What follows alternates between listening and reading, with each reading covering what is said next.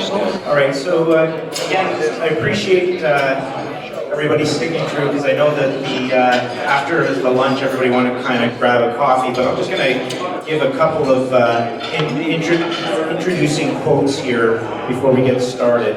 Last cycle we experienced a period of investor focus on project NAV at the expense of project IRR. And the result is a larger than normal project scope and lower grades, larger capital costs and operating cost overruns. In addition, the general trend of passive investment has overtaken an active management role in the investment sector. However, we now see evidence of a stealth bull market that has yet to be priced into equities. It's most likely due to the large component of money management being passive in nature, and this fireside chat is going to look at the potential for margin expansion in the space and what some of the challenges and criteria are in terms of evaluating M&A and growth opportunities. So just a couple of key points to highlight to everyone. Gold price this year started at about $12.83 an ounce US. At the end of May, that was still $12.96, so not much of a change. What's really important to highlight is that even though the June price ended at $14.09, the second quarter results didn't really benefit from that price increase because the average was just over $1,300 an ounce US. What that means, in my humble opinion as an ex-analyst, is that the third quarter gold price increase of approximately 10% has not shown up in the financial results, one, and two, that the quant funds haven't really picked up on that screen. That screen's going to start to show up in the end of October, and you should start to see the 80% of the market being quant fund coming back into the market. So a couple of questions for our panelists as we transition, setting that as a backdrop. I'll go to Tony first. Have you seen any signs of cost increase in the industry as of yet? No, that's really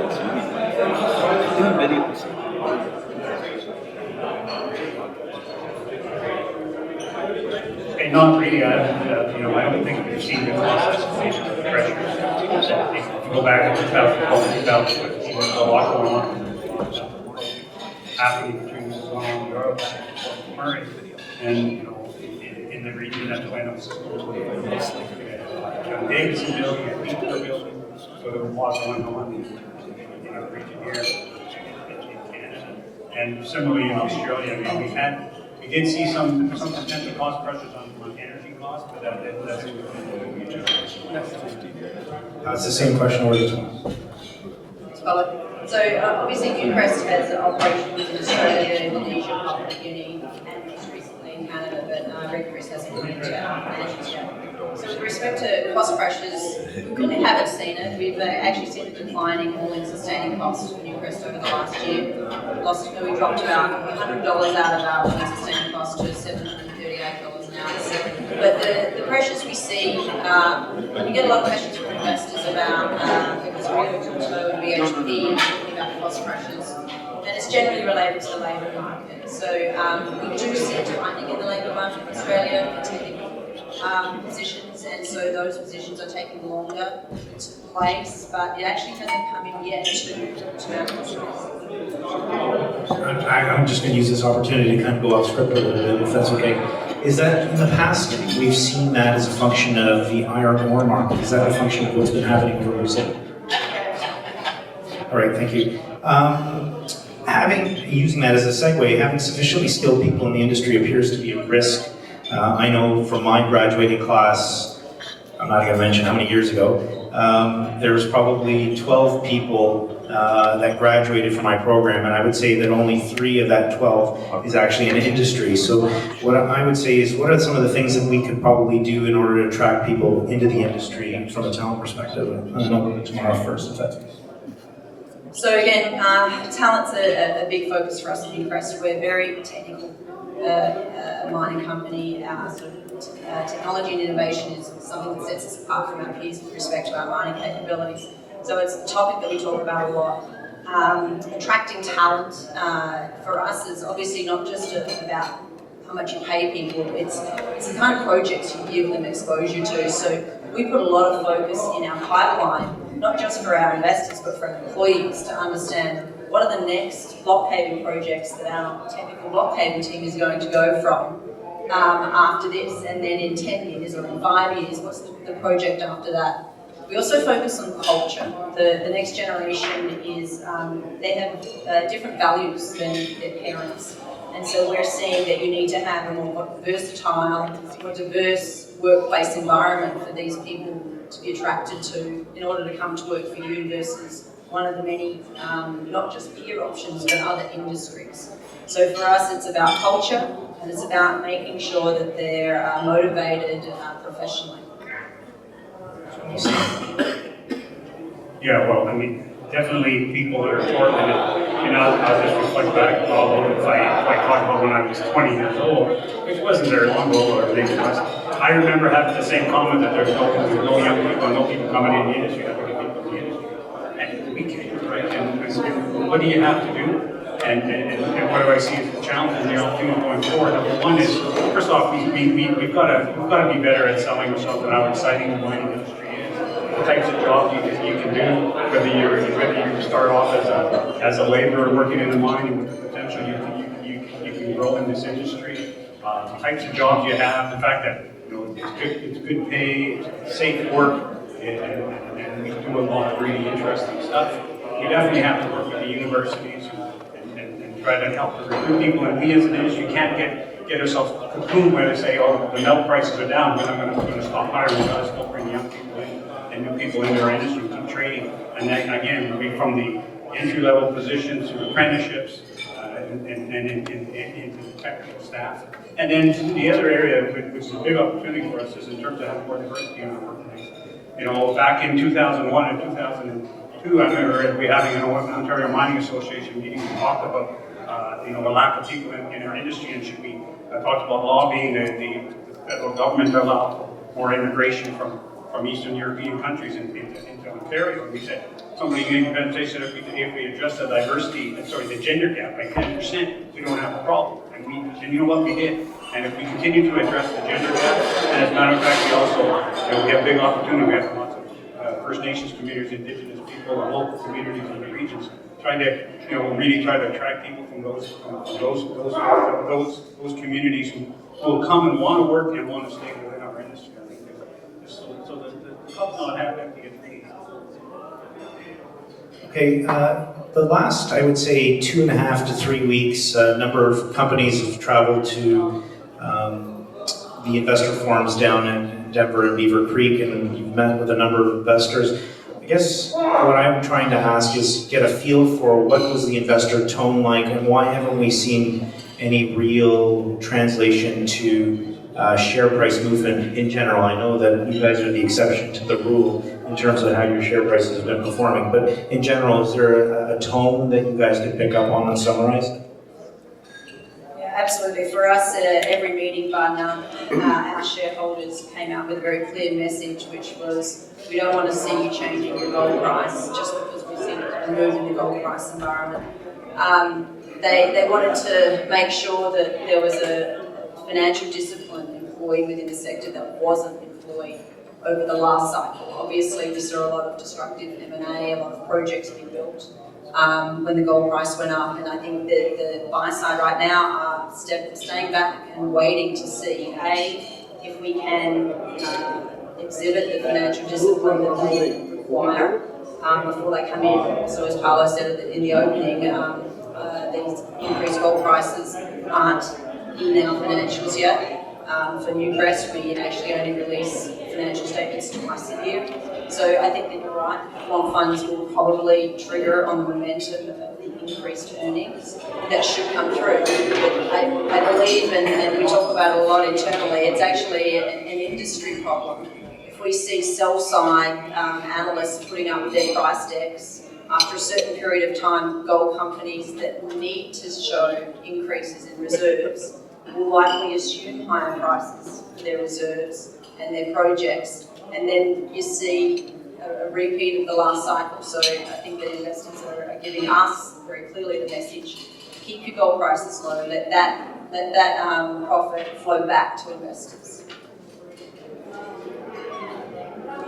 Well, yeah, I mean, first off, in terms of the whether we've seen some value creation into the space. I mean, there's a lot of companies that you know, we've seen a lot of share prices go down in the industry over time, and you know, we've gotten to ride that performance in terms of gold price.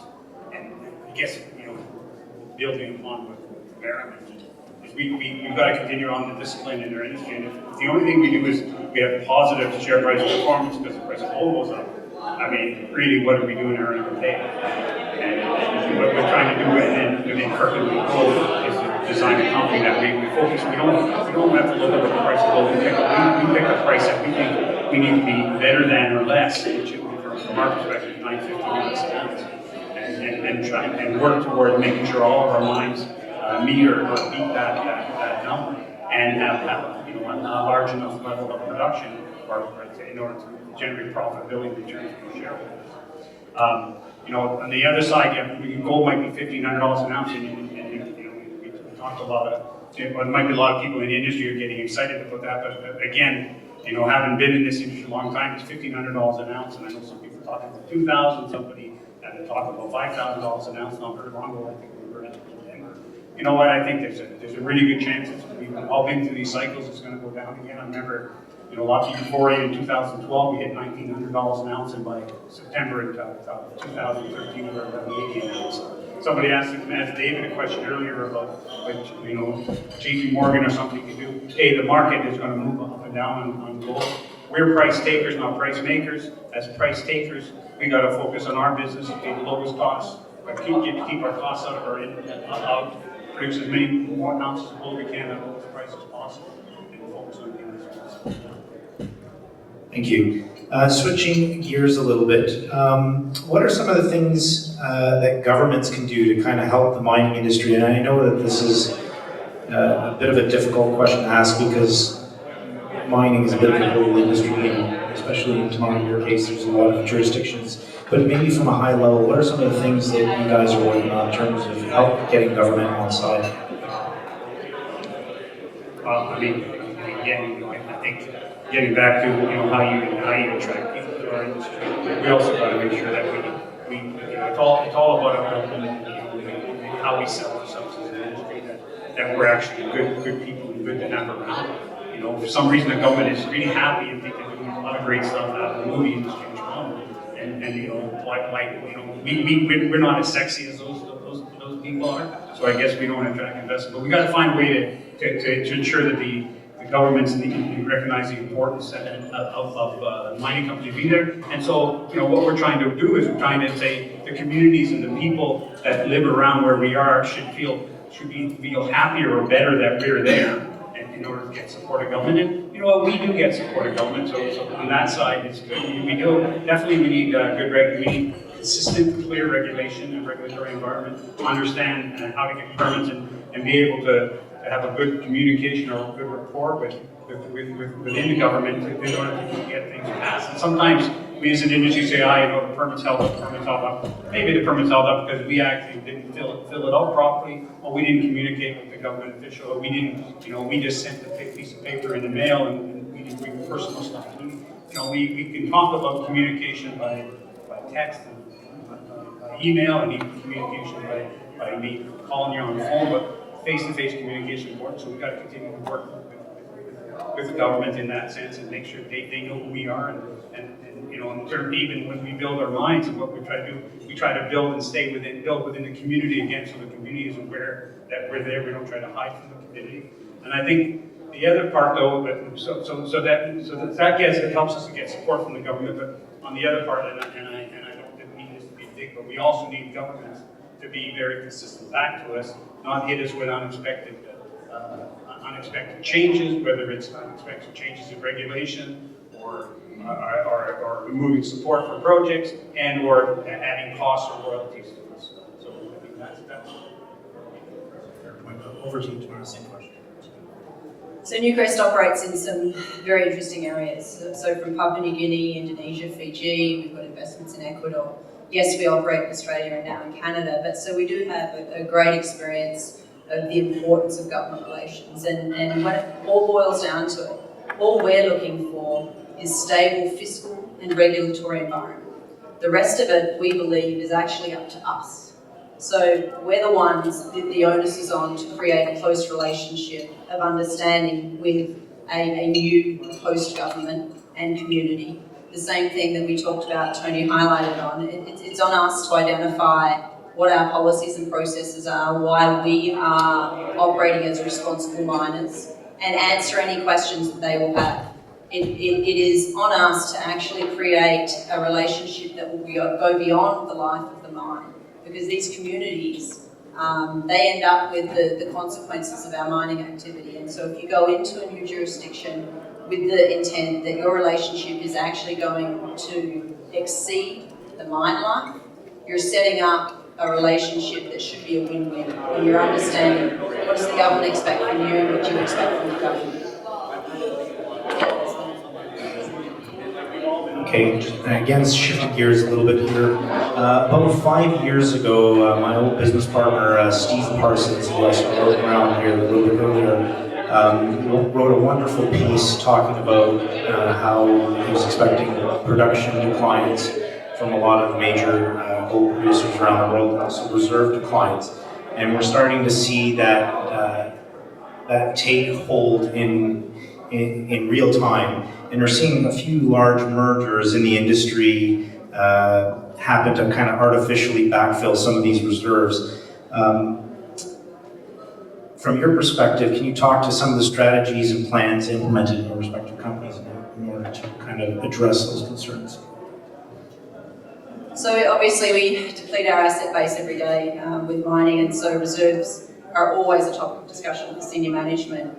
But it is not a focus for Newcrest because we have the luxury of having the longest reserve life and the lowest cost base of the senior peers. With 25 plus year mine lives at Cadia and Lihir, it gives us the luxury of not having to drive our business around how do we replace those reserves.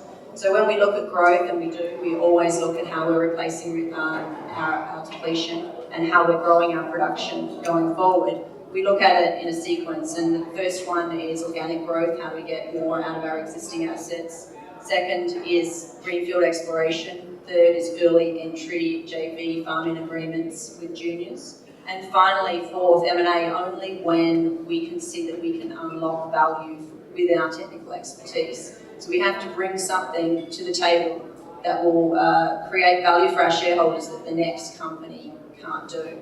So reserves are a focus for us, but we have the luxury of having a lot of time ahead of us. Same question. Yeah, I mean, as underground gold miners, I mean, 25 years of reserves is the perspective. I guess it's all about perception. And maybe before I get it, I'll just say, like you walk down the tunnel into Air Canada to get on the plane, and they have a brief of broccoli. One say good and one say bad. From our perspective, 5 years of reserves is really good. Maybe it's bad.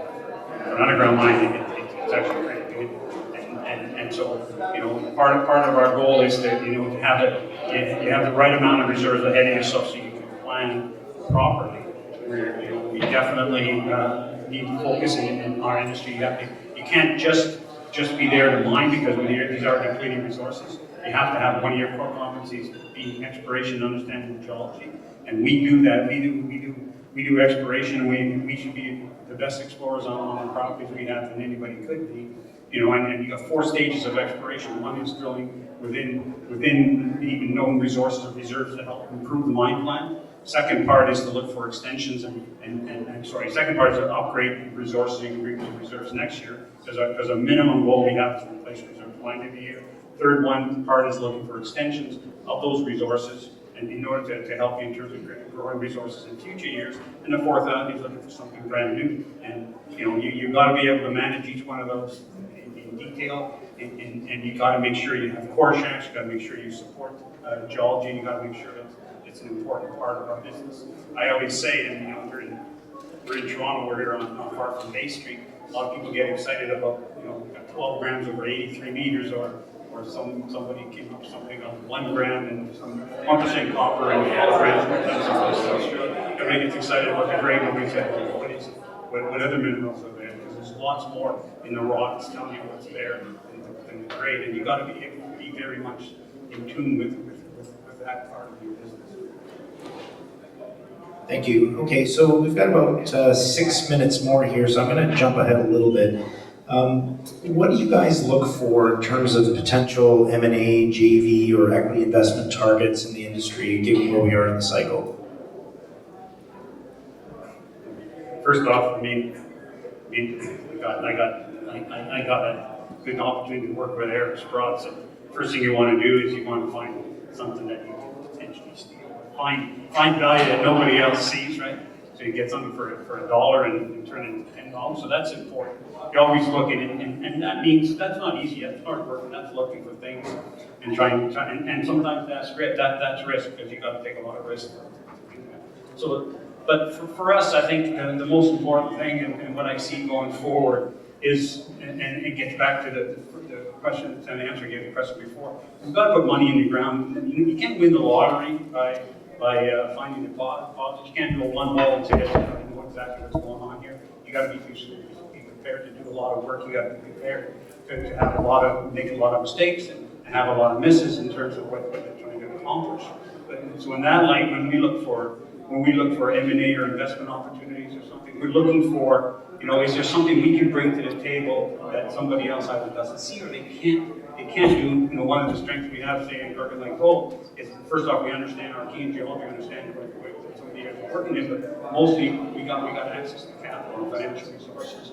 And a lot of people can do a lot of good things if they have the money. There's a lot of times when you want you to carry out a work program, you understand you don't quite make the right business decision. That's the number one challenge right now in this market for a lot of people is the capital side. Tamara, some question. So Newcrest has north of 20 JV earn-in farming agreements now, and this has been a very big push of the current management team over the last several years. The first phase of the transformation of Newcrest was about fixing the balance sheet, making sure our safety had improved. And so we've turned our mind now to growth, and we are probably one of the few senior producers that has a public goal out there of having exposure to 5 Tier 1 assets by the end of 2020. We currently have 4 in our portfolio, we feel, and with Red Chris potentially being the 5th, but we have a lot of work to do there. So what do we look at? We look for scale. To be honest, that's the summary. We're looking for systems that go deep and have fertile rocks that can produce a deposit that is Newcrest worthy. As you can appreciate with the board of directors that have Cadia and Lahir on their current portfolio, when you bring them an asset, you have to be able to justify why it is worthy of our time and effort. And so all of the guys that have assets here, I would recommend come to the seniors. Don't just come to, with all respect, David, don't just go to the streamers and the royalty companies. Come to the strategic partners, because we obviously, we bring not just money, but we bring the talent as well to the team. And so we're looking for the next Cadia and the next Lahir. Last question, and you've kind of already answered this to some respect. So hypothetically, if one of your main competitors made a sizable acquisition, what would make you more likely to follow suit, or would you just stay the course? Probably not hypothetical in our case, as there were 2 mega mergers last year, and it's probably logical to expect that if we wanted to participate in something like that, we could have. So it's clear that Newcrest is very focused on asset by asset acquisition, identifying an asset where we can add value, like with Red Chris, rather than buying or acquiring a portfolio of assets where we really only had interest in 1 or 2. So just in summary, the M&A activity of the sector does not impact our business model. We keep moving along at our own pace, looking at adding value the way we are doing so now. Yeah, I'll support what Tamara said. We don't have a big ego. We just because somebody else is doing something doesn't mean we need to. I think we got to focus on our business, and our business is first and foremost in mind.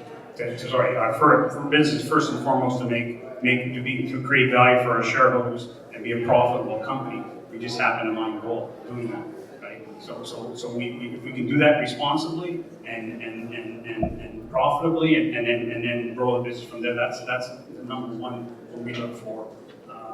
If there's an opportunity to grow that business, whether it's through organically and through diamond mill bit or through development, we look at doing that first in the company. If we can then, again, paramount. But if we can then use our capital resources in order to help move other projects along and advance it or finance another project, or put money in the ground so you can learn and get that organic growth that way, we're going to look at doing that. So, being big for the sake of being big is a priority. Thank you very much. Okay, so first and foremost, I'd like to give these guys a great round of applause.